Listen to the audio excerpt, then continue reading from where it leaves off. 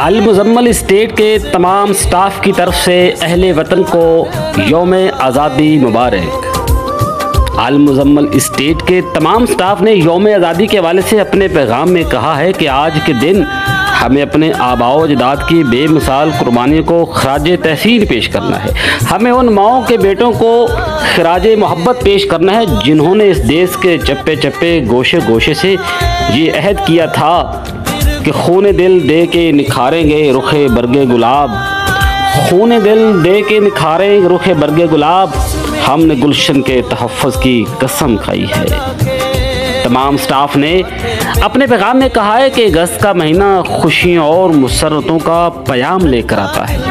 14 अगस्त 1947 का सूरज बरसगीर के मुसलमानों के लिए आज़ादी की नवीद लेकर तुलू हुआ था।